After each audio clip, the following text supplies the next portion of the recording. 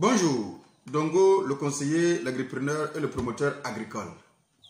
Ici, on parle d'agriculture, on parle de business agricole, on parle des techniques de culture qu'il faut vraiment maîtriser pour mieux réussir vos différentes cultures, pour différents projets agricoles. Si vous êtes ici pour la première fois, c'est le lieu de vous abonner parce que vous allez entendre tout ce dont vous aurez besoin pour effectivement réussir vos différents projets agricoles. Alors, on va continuer encore notre formation sur le chou. Voilà, on a débuté, on va terminer. Nous allons maintenant parler de la gestion de l'eau, des besoins en eau de la culture et de la gestion de l'eau au niveau de la culture de chou. Alors, vous savez clairement que l'eau participe à une grande partie, de la réussite effectivement de tout projet agricole. Mais pour ce faire, effectivement, il faut connaître quels sont les besoins dont la plante, toute plante aura bel et bien besoin pour son épanouissement et pour son développement, pour ne pas effectivement gaspiller ou donner l'eau de manière excessive à une plante qui ne va pas forcément servir à son développement ni à son épanouissement. Alors nous allons parler un peu de la gestion de l'eau au niveau de la culture de chou. Alors la plupart des cas, l'irrigation goutte à goutte ou encore ce qu'on appelle la fertile irrigation est vraiment réalisée dans la réalisation de la culture de chou. Vous savez, la fertile irrigation, c'est en fait la fertilisation par l'engrais soluble dans l'eau qui sont par des engrais solubles dans l'eau qui sont injectés dans le système d'irrigation effectivement. Mais c'est très avantageux. C'est très avantageux pour non seulement les apports en engrais et pour aussi effectivement la quantité d'eau contrôlée qu'on doit donner et ciblée pour chaque plante qu'on doit donner à la plante pour son développement. Alors, il faut comprendre que le chou a besoin effectivement d'une quantité suffisante pour produire des pommes de qualité effectivement. C'est pourquoi il est important de garder toujours la terre bel et bien humide de manière constante, mais pas du tout tremper cette terre-là. Alors, même si parfois on fait le chou dans les bas-fonds, même s'il y a des eaux qui stagnent un peu partout entre les planches, effectivement, mais on veille à ce que cette eau-là ne soit pas sur les plants de manière directe. C'est vrai que ça, souvent, ce sont des foyers de parasites, effectivement, mais le plus souvent, on arrive à s'en sortir quand même. Donc, il ne faut pas tremper, effectivement, il ne faut pas gorger, il ne faudrait pas que la plante soit gorgée d'eau ou encore l'environnement soit gorgé d'eau. Cela est vraiment néfaste pour l'évolution, effectivement, de votre culture. Alors, c'est pourquoi il faut veiller à ne pas vraiment trop arroser les cultures, effectivement, car les plantes ne peuvent pas supporter, ne peuvent pas tolérer un sol gorgé carrément de l'eau. Les plantes ne supportent pas souvent un sol carrément gorgé en eau, effectivement. Donc, il faut faire beaucoup attention à la gestion de l'eau.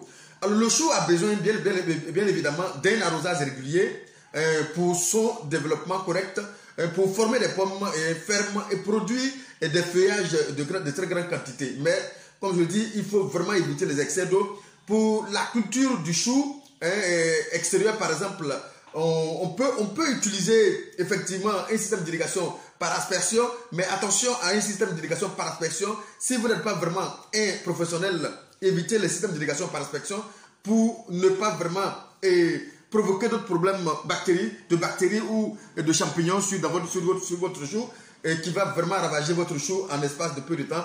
Il est très important d'éviter trop de contact d'eau sur les feuilles du chou pour éviter les problèmes fongiques et les problèmes de bactéries sur votre chou. Alors c'est pourquoi pour garder un sol constamment humide, les jardiniers peuvent effectivement former une couche fine de paillis tout simplement. Ça, c'est vraiment laborieux de le faire souvent quand il y avait une grande plantation. Mais si vous pouvez sur les petites plantations, faites une fine couche de paillis tout simplement sur vos parcelles. Cela va maintenir l'humidité au niveau de votre terre tout simplement et favoriser l'alimentation correcte de votre culture de chou, bien évidemment. Mais ça encore, il faut le faire avec professionnalisme, ne pas trop que les pays soient trop épais pour éviter effectivement de provoquer d'autres problèmes de maladies qui peuvent effectivement attaquer votre culture de chou, bien évidemment. Alors attention effectivement à un système, au système d'irrigation par aspersion, comme je l'ai dit. Il va falloir vraiment une belle maîtrise de ce système effectivement, mais pour éviter, comme je dis, les problèmes fongiques. Il faut aussi faire attention à la quantité d'eau apportée à la phase de maturation. Il y a une quantité d'eau qu'il faut vraiment respecter à la phase de maturation, parce que cela peut provoquer aussi des éclatements, cela peut provoquer aussi effectivement des éclatements de pommes, effectivement. Un excès d'eau peut nuire vraiment à la pomme, donc il faut faire beaucoup attention à ne pas trop apporter de l'eau à la formation des pommes. Lorsque les pommes sont formées et que vous êtes à quelques jours de la récolte, évitez d'apporter de l'eau de manière excessive pour ne pas éclater effectivement vos différentes pommes que vous avez pris du mal à effectuer, bien évidemment. Alors, pour les cultures extérieures aussi également, j'appelle culture extérieure les cultures en terre simple, tout simplement. Alors, il faut aussi, ou encore, on peut faire les cultures saisonnières tout simplement. Et ça aussi, c'est possible. Bon, moi, par exemple, lorsque je veux vraiment faire mon chou, si je n'ai pas besoin d'un système d'irrigation, bien évidemment, qu'est-ce que je fais? Je peux me permettre de programmer mes pépinières ou bien ma culture en début de saison pour que toutes mes cultures profitent du début et de la fin des saisons de pluie pour profiter de toutes les quantités d'eau qui vont être déversées en cette période-là. C'est aussi possible de le faire, c'est très important. Mais attention, il faut aussi éviter que les pommes arrivent en début de l'autre saison de pluie. Je veux dire, lorsque les pommes arrivent en début de la fin, je veux dire tout simplement la fin de la maturation arrive en début de l'autre saison, les pluies qui tombent sur votre chou peuvent être vraiment néfastes, vous pouvez perdre votre culture là, parce que j'en ai perdu comme ça, j'en ai eu des difficultés comme ça avec beaucoup de pommes. La première pluie qui est tombée sur mes cultures de choux, vraiment a favorisé plusieurs parasites qui sont attaqués en même temps, et j'ai été obligé de précipiter la récolte pour ne pas perdre la plantation en état de récolte. Donc attention aussi effectivement à ne pas faire les cultures saisonnières où les premières pluies de l'autre début de saison arrivent tomber dessus avant la récolte. Ce n'est pas trop intéressant. Ça, vous risquez de perdre votre culture, mais vous risquez de perdre beaucoup de production pendant cette saison-là. Parce qu'il y a une pourriture en cascade qui va vraiment se manifester. Et là, il faut faire beaucoup attention à cette période lorsqu'il s'agit d'une culture saisonnière tout simplement que vous allez effectuer.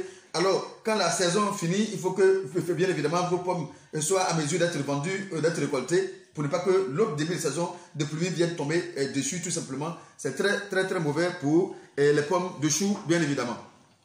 Alors, pour ce faire, il faudra effectivement bien programmer les périodes de semis pour éviter les pourritures, effectivement, de pommes à cause des pluies qui vont tomber dessus, effectivement. Bon, moi, je vais vous partager un peu mon petit plan d'irrigation, tout simplement, qui me réussit personnellement. Je ne sais pas chez vous comment vous faites, mais voici ce plan comment je fais qui me réussit très bien. Moi, au repiquage, j'apporte une grande quantité d'eau. Avant même le repiquage, j'apporte une très grande quantité d'eau à la terre pour humidifier convenablement la terre. Effectivement, avant de repiquer. C'est-à-dire, je peux l'humidifier si je dois repiquer, par exemple, à partir de 16 heures. Alors, je prends soin de commencer à humidifier à partir de 14 heures, de sorte à ce que j'ai un sol bien humidifié avant le repiquage, bien effectivement.